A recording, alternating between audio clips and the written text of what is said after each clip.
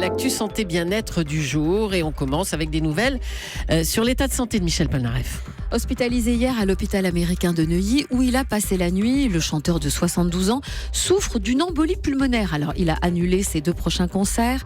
Les nouvelles ce matin sont plus rassurantes. Pour autant, si l'embolie pulmonaire bilatérale n'avait pas été diagnostiquée si rapidement, la situation aurait pu être dramatique. Gérald, l'embolie pulmonaire c'est quoi ? Est-ce que c'est un problème de poumon, pulmonaire-poumon ? Alors pulmonaire-poumon, sauf que c'est pas le poumon qui est atteint, mais c'est la vascularisation, c'est-à-dire l'artère pulmonaire qui va se boucher. C'est un caillot de sang qui va se former. Alors généralement ça commence par une phlébite et puis après ça va monter au niveau des poumons et ça bouche la circulation artérielle du poumon. Donc ça veut dire quoi ? Ça veut dire que derrière il y a quelque chose qui va obstruer. C'est un diagnostic qui est difficile parce que très souvent les symptômes, c'est une petite douleur thoracique, on est un peu essoufflé, parfois il y a un peu tout avec un crachat un peu sanguinolent, mais ça peut être difficile en termes de diagnostic. C'est ce qu'on appelle nous un piège diagnostique.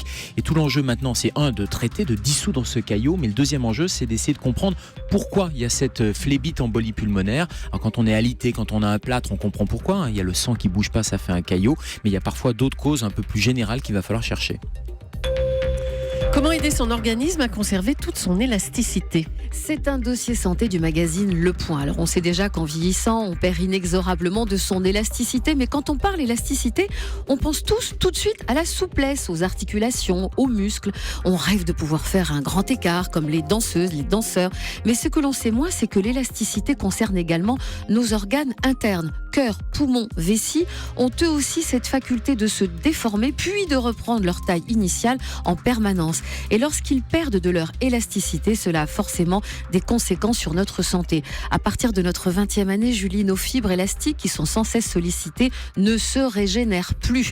Donc, autant préserver notre capital.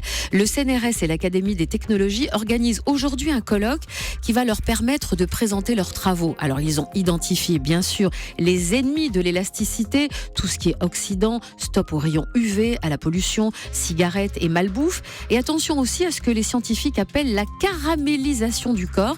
C'est un bien joli mot pour dire qu'en fait, on a trop de sucre dans notre organisme. Ils ont identifié également un allié précieux, l'aneth. Un extrait de cette plante aurait pour effet de relancer la fabrication des fibres élastiques.